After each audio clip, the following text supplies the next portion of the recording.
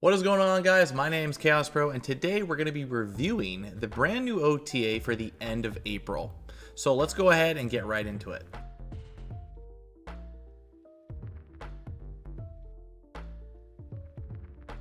So welcome back, guys. Again, we're going to be doing a brand new awesome review of the brand new awesome OTA that just dropped. This is going to be the last one for the end of April. I wanted to kind of talk about some of the cards that are getting adjusted here and some of them that are basically getting nerfed, as well as some big buffs.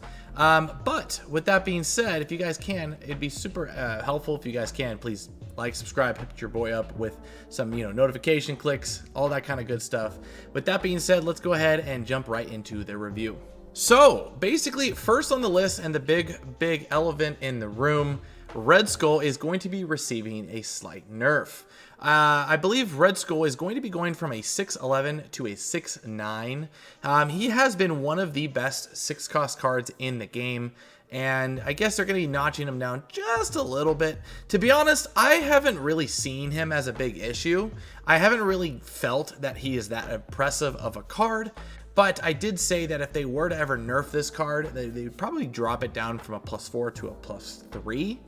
Well, in this case, he's basically just getting a 2 power nerf, essentially, to his main stat line from 11 to a 9. And although this is cool, I don't really feel like this is really going to change much with the card. He's still going to get really big, but I think it will be a little bit harder for him to reach in those 20 power ranges.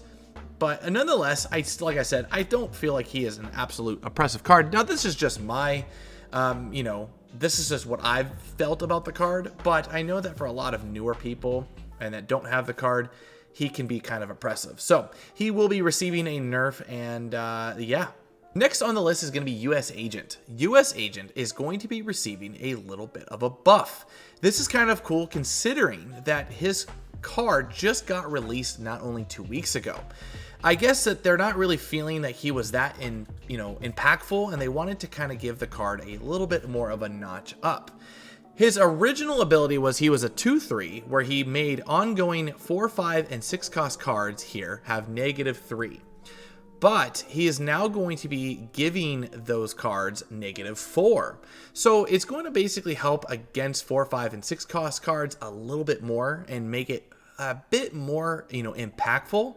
I'm really happy to see this because when you think about it, this card can actually give an entire lane, if they have 4, 5, and 6s in that lane, -16 power. That's kind of ridiculous, especially coming from a card that's a 2-cost card. I can't wait to try this out, and I hope that this card has a really big impact. Honestly, man, I think this is fantastic, and I can't wait to see what is going to come of this card. Next on the list is going to be Jean Grey. Jean Grey is going to be receiving a buff. This is a card that hasn't really been seeing a lot of play over the coming time, although she has been a very oppressive card and a great card when she is utilized, because it allows you to dictate your opponent and what they're trying to do. She is going to be receiving a buff just because her play rate isn't really all that high. And, they kind of wanted to, I guess, give her, just a little bit of a notch up, since a lot of the other cards that have been really good in the prevalent meta have been kind of simmered down. So they kind of want to just spice things up a little bit. Next on the list is the long-awaited Revert. This card has not seen a whole lot of play for a long time, until recently. But Stature is going to be getting a revert back and a buff back to a 5/7. Originally, she was a 5/7, and then she was turned into a 5/6 because at the time she was a meta staple based card, and she was doing really well in the format, and they kind of wanted to tone her back. And basically, she hasn't seen a whole lot of play for some time. Now, granted, she has kind of had some rising up and down, and granted, I have also been using this card for a last couple of weeks, but she's going to be getting a basic buff by +1 to a 5/7. I think this is awesome because they're not going to be changing Black Bolt, and I will be running a Cerebro 7 list in the upcoming days, and I can't wait to showcase this deck. And funny enough, I actually was talking to a friend of mine, and when I reveal that deck, I will reveal who helped me build up the version. But with that being said, let's go ahead and get to the next card. Next on our list is going to be Mantis. Mantis has seen some quite a bit of changes, going from 1 cost to 2 costs. I can't even remember what she has been changed back and forth on, but her effect has been changed. Well, now we're basically going to be having her back to a 1 cost card as a 1/2.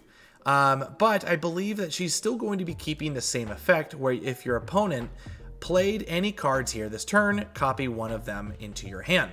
She is basically going to just be doing that in this particular card now as a 1 cost. I think that's great. She's kind of been up and down, and she hasn't really seen a whole lot of things.